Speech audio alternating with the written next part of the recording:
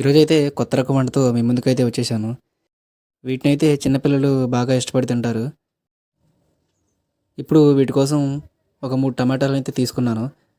ఇప్పుడు వీటిని చాకుతో ఈ విధంగా టమాటాపై ఉండే ముచ్చుకలను తీసుకోవాలి.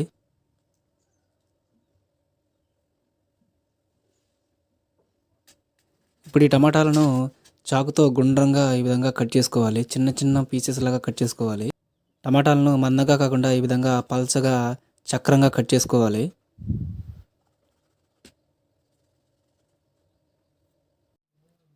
టమాటాలను ఈ విధంగా కట్ చేసుకొని పక్కన పెట్టుకోవాలి. ఇప్పుడు ఒక గిన్నెలో కోడిగుడ్డును పగలగొట్టుకొని ఇప్పుడు ఇందులో సరిపడా ఉప్పు వేసుకోవాలి. నెక్స్ట్ కొంచెం కారం వేసుకోవాలి. చిటికెడు పసుపు వేసుకోవాలి. కొంచెం గరం మసాలా వేసుకోవాలి. ఇప్పుడు ఇందులో కొంచెం ఆయిల్ పోసుకొని ఇదంతా మిక్స్ అయ్యేంత వరకు స్పూన్తో మిక్స్ చేసుకోవాలి.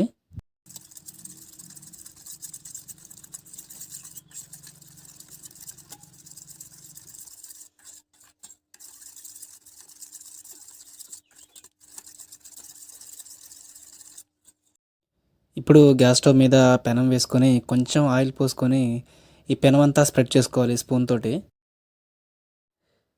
ఇప్పుడు ఈ పెనం మీద ఇందాక కోసుకున్న టమాటా ముక్కలను ఒక్కొక్కటిగా ఈ పెనం మీద వేసుకోవాలి.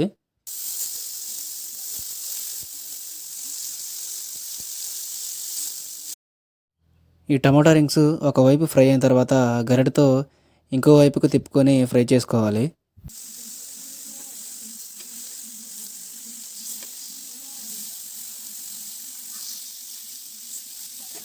ఇప్పుడు మనం కలిపి పెట్టుకున్న కోడిగుడ్డు మిశ్రమాన్ని ఈ టమాటా ముక్కలపై ఈ విధంగా స్పూన్తో అప్లై చేయాలి. అన్నిటికీ ఈ విధంగా స్పూన్తో కోడిగుడ్డు మిశ్రమాన్ని ఈ విధంగా అప్లై చేసుకోవాలి.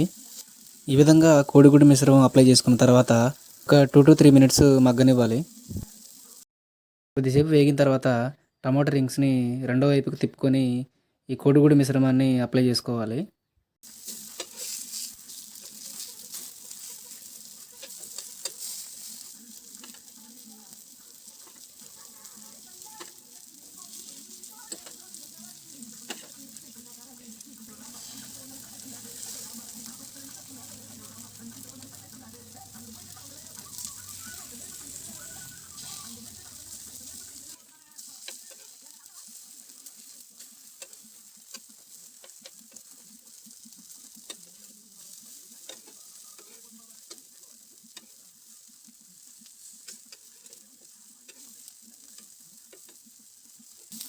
ఫైనల్గా మన ఎగ్ టమాటా రింగ్స్ అయితే రెడీ అయిపోయినాయి. వీటిని ఇప్పుడు ఒక ప్లేట్లో తీసుకోవాలి.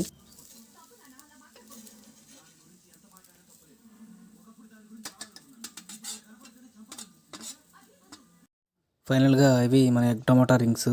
వీటిని అన్నంలో కలుపుకొని తినొచ్చు, లేదా ఇలా డైరెక్ట్గా తిన్నా బాగానే ఉంటుంది. ఈ వీడియో మీకు నచ్చిందని అనుకుంటున్నాను. నచ్చితే లైక్ చేయండి.